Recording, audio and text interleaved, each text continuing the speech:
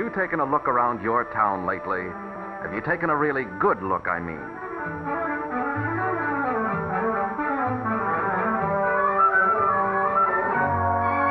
Most of us have become so bound up in the business of making a living, day in and day out, that we don't see how things are changing all around us. Some things have to hit us pretty hard before we take any notice. I think that maybe we're a bit like my friend Mr. Williams here. We get so interested, look out there. Yes, we get so wrapped up in our private world as though we were bound up in a book that, well, look out there. Looks as though it takes 2 tons of solid truck to shake some people out of their dreams. Or can it? Live to be 100. A dream we all know well. It's like dreaming about the good old days. We call them that, yet in contrast to the sturdiness of these old houses, people in the good old days died mighty young, the average person before he reached middle life. Listen, Mr. Williams. Today we can expect to live beyond 65 and then have plenty of get up and go left after that.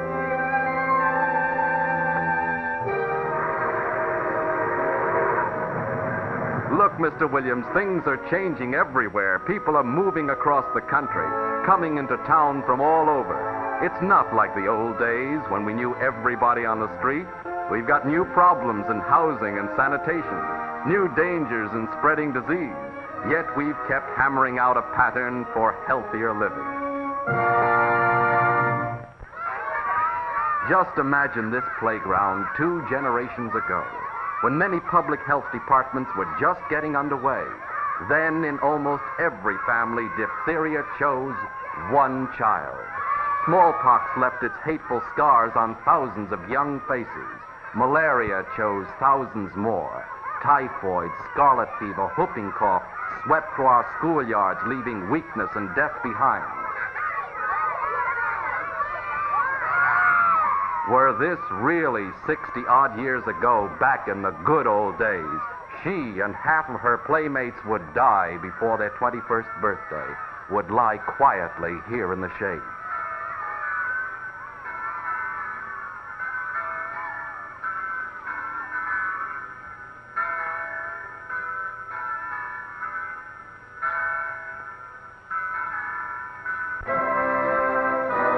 We have made progress since those so-called good old days because we've learned that fighting disease is everybody's job.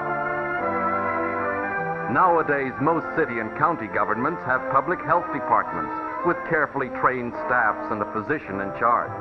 Working with these folks, we can do a far more thorough job of protecting ourselves from disease than we could ever do fighting it alone. Of course, there are always some poor souls who say they aren't their brother's keepers. Watch this. Local deaths due to food supply. Widespread dysentery fear.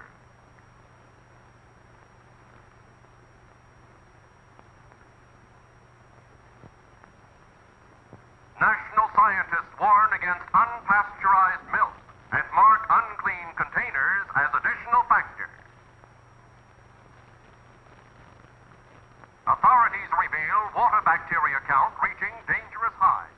What did I tell you? Long-term investigation reveals disease transmitters often unknown. Even your best friends may carry the pollen. Police push drive on menaces to public health. No, sir, Mr. Williams. There's no peace of mind for anybody who tries to fight disease all by himself. And our local public health people have learned a similar lesson. This is why health programs have been developed under statewide leadership.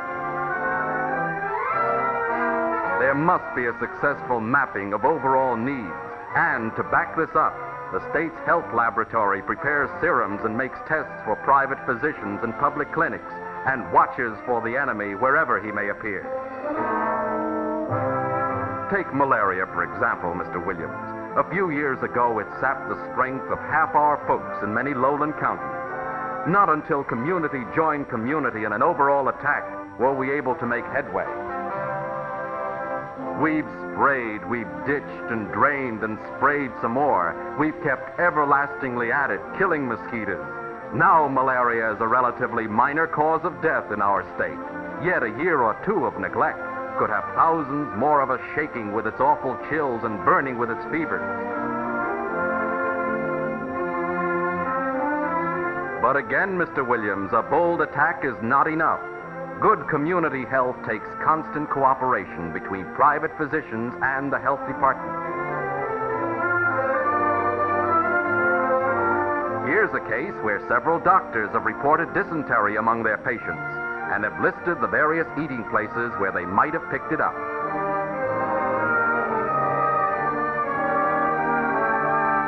This information the health officer gives to his sanitarian, who begins to make a thorough check.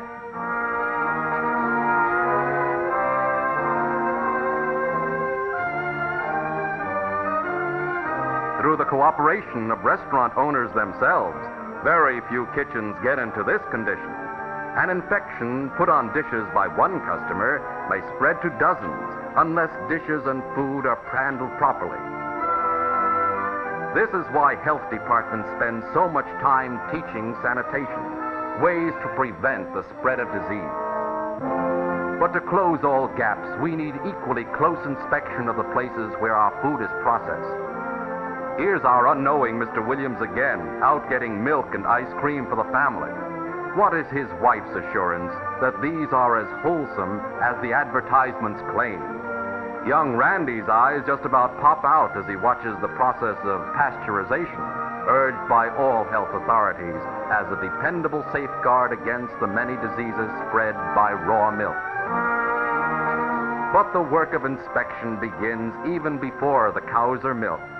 Farms are also checked carefully, or even the care this farmer takes in covering his cans for the hot, dusty trip to town may make the difference between clean and unclean milk.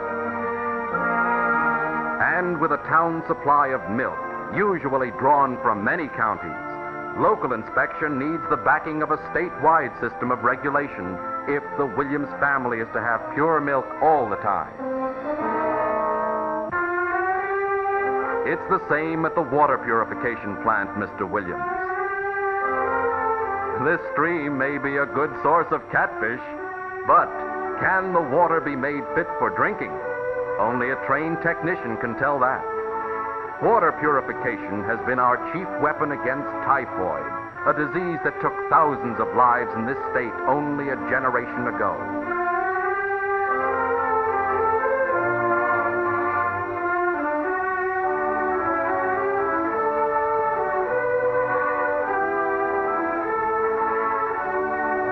Water wash and rewash, cleansing chemical after cleansing chemical measured in.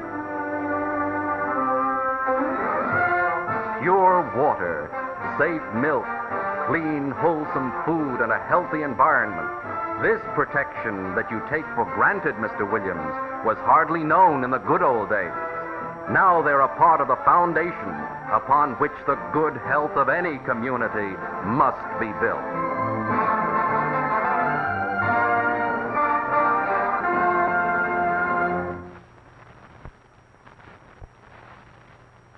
It's all very big and complex, this job of keeping people well, and a lot of it seems to go on when we're not looking.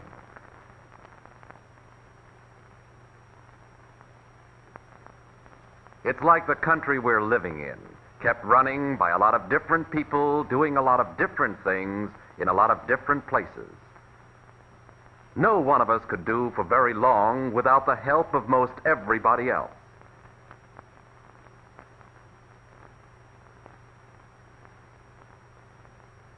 We've become so tightly knit together that a person's health is now as much a matter of public concern as his craftsmanship or his education, and like both, health must begin early.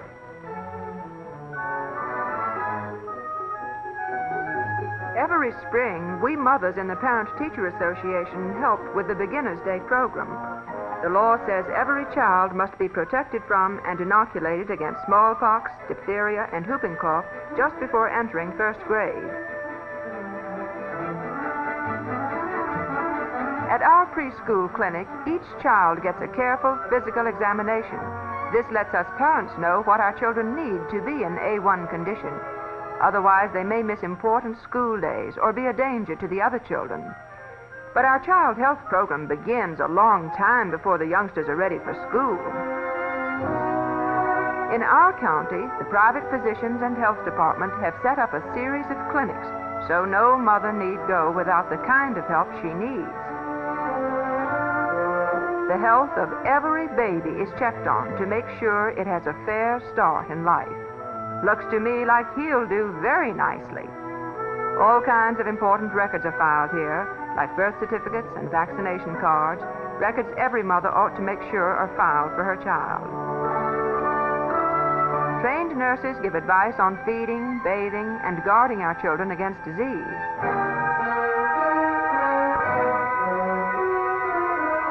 And to mothers who ask for it, advice is given on how to plan their families so that the next child will arrive only when they are well and able to care for it. And it's always a pleasant visit when the public health nurse comes to the house, giving us mothers more time to find out about baby's health, stressing the value of inoculating each child before it is 1 year old. He needs protection most during those early years. Then, when he comes to our Beginner's Day clinic, he has only one booster dose to take. With us PTA members doing the weighing and registering, our doctor and nurse have time to examine the children for all sorts of defects that may get them off to a poor start in school. When defects are found, parents are advised and go to their family physician or specialist for treatment. School is a new world to our children. Here they will find new friends, new ways of doing things, new things to do. So Beginner's Day is a fine time for the youngsters to get acquainted with this big new world.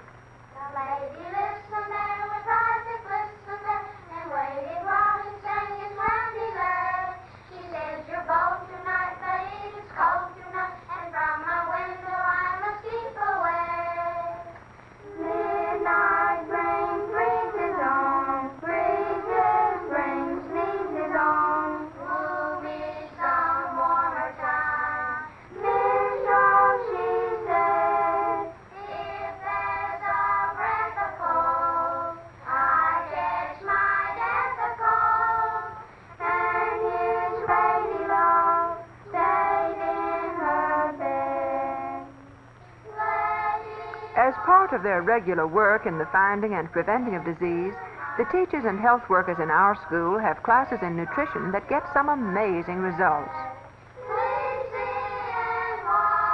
Why, just by feeding a little guinea pig named Mr. Vitamin C, my daughter learned to drink her tomato juice without fussing. Her class compared his weight and health with the condition of another guinea pig named Mr. No C, who wasn't fed any tomato juice. Of course, you know who won that health and beauty contest. She says you're bold tonight, but it is cold tonight. With the right kind of help from us parents, teachers and public health workers can do a tremendous lot to improve the health of the whole community. For, as we mothers know, the lessons and habits children learn early stay with them all the rest of their lives. Yes, that's true. It even filters through to some like the Williams here. They reap these fruits of happiness and yet contribute nothing. They take all this for granted. They haven't joined with their neighbors in the work of volunteer organizations that do much to improve community health.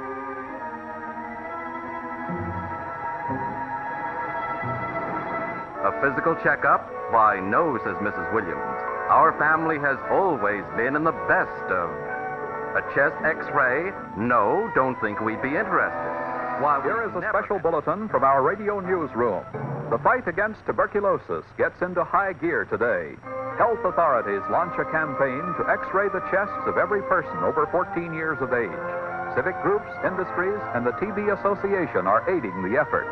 Mobile x-ray units will visit every town and village throughout the length and breadth of our state. We urge you to get your free chest x-ray. And now,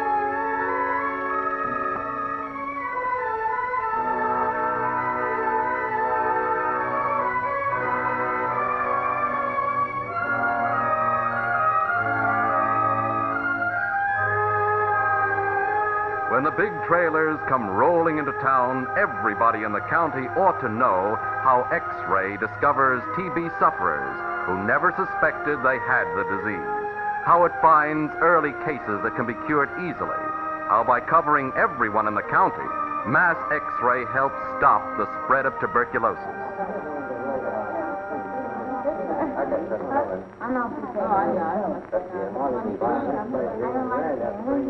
But there's no law that says you must have an X-ray made. No, Mrs. Williams, there's no law. Each person is on his own. If you want to run that risk, if you want to keep on worrying because there might be, think, Mrs. Williams, think.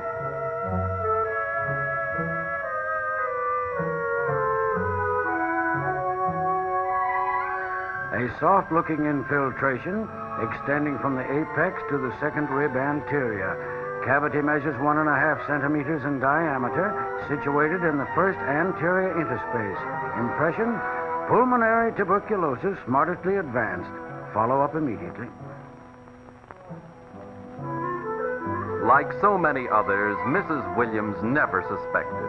She had good faith in her husband's desire to protect his family's health. The catch was that Mr. Williams' faith was buried in a book, his goodwill fenced in by the garden wall.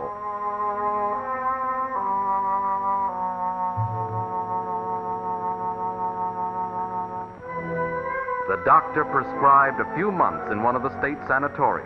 Had Mrs. Williams gone untreated any longer, it might have taken several years to cure her, and all the time she would have been exposing her son and husband to the disease.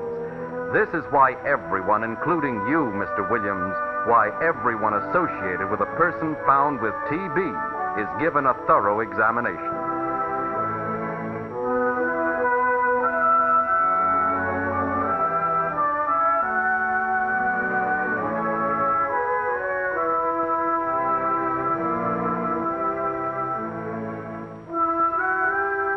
Worried, Mr. Williams?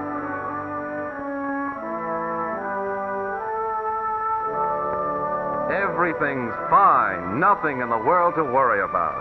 Relieved? Sure, he's relieved. But Mr. Williams isn't so sure now that there's nothing in the world to worry about. Evidently, there's more to this health business than meets the eye. What's being done to protect the Williams against other diseases? But about my wife, Doctor. Why should a thing like this happen to us in a town like ours?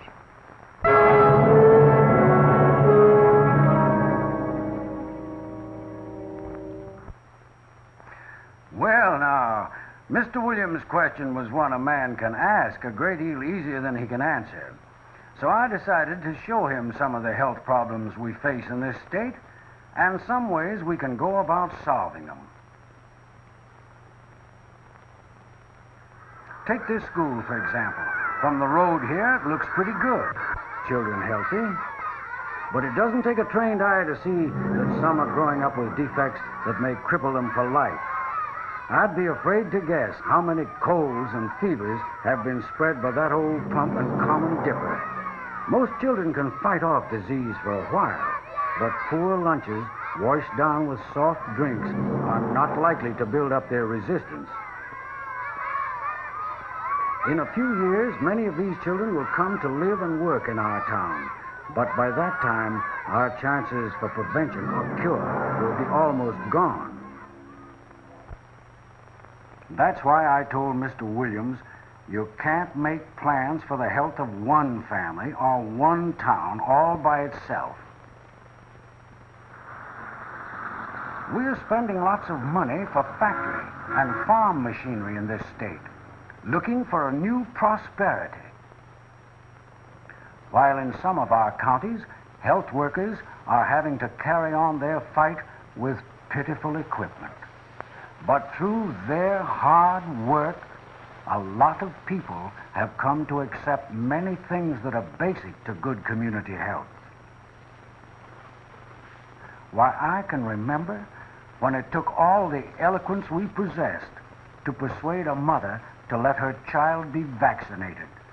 Now people come from miles around to our clinics. Folks will learn to take other necessary health precautions once we make them available. Most of the time, poor community health is not a matter of ignorance, but simply a lack of opportunity.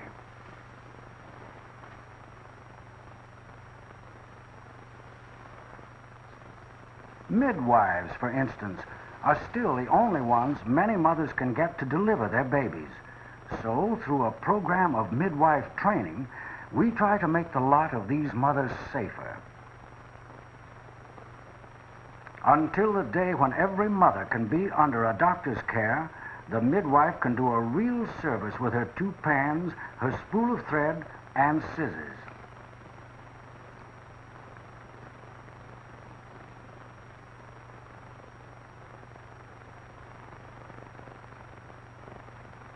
For even now, the nearest doctor is often 30 miles away. The nearest hospital, 100.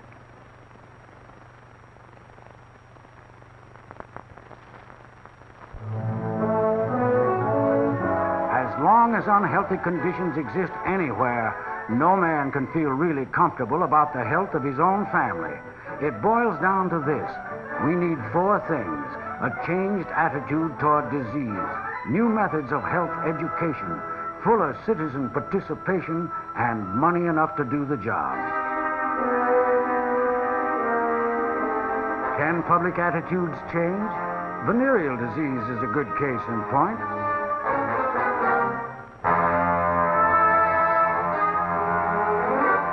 Before we started an all-out campaign, people were shocked by the mere presence of VD's victims who passed from one shadow to another, looking for any kind of a cure. Decent folks don't have to worry, some people said. Yet, as we doctors knew, hardly any street was free from its curse.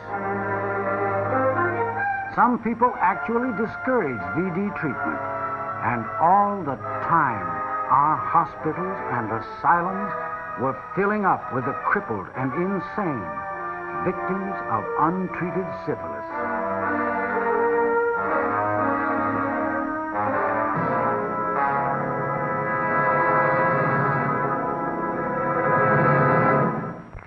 We can no longer close our eyes to this evil. Education can do much. The only ultimate remedy is moral and spiritual training.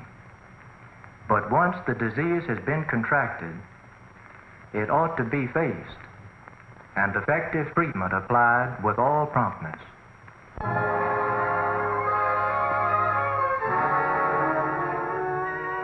With that kind of support, we have been able to set up special hospitals for cases of infectious syphilis, while every local clinic now has facilities for the thorough treatment of gonorrhea, with central laboratories receiving and reporting on the blood samples. Through confidential interviews, we discover the source of the infection and thus help to stop its spread.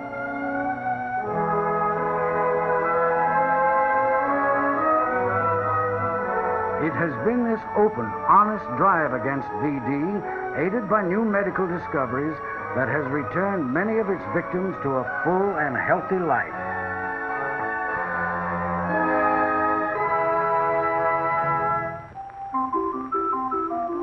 Secondly, health education can be both exciting and effective. Let's see how it's done.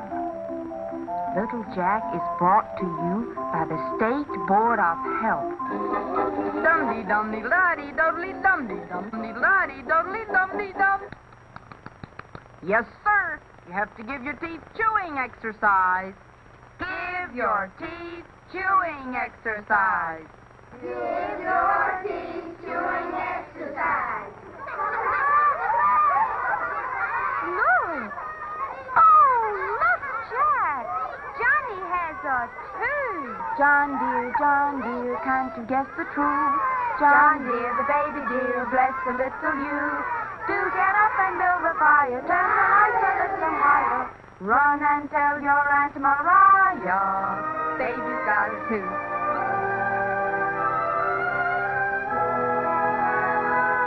And as for the third point, Mr. Williams, a county health census carried out by civic clubs and volunteer groups is a fine example of the kind of citizen participation we need to improve community health. Every group in the county has its share of the job to do, and it takes everybody working to get the job done. Such a census not only helps us locate our health problems, they also point out the gap between the kind of healthy life we could have and what we've actually got. All of us must help close this gap. No group of doctors or nurses or technicians can do the job alone. And finally, Mr. Williams, we need more money. We need steadier, more dependable financing. Even 10 cents more per citizen could extend our work to thousands of unmet needs.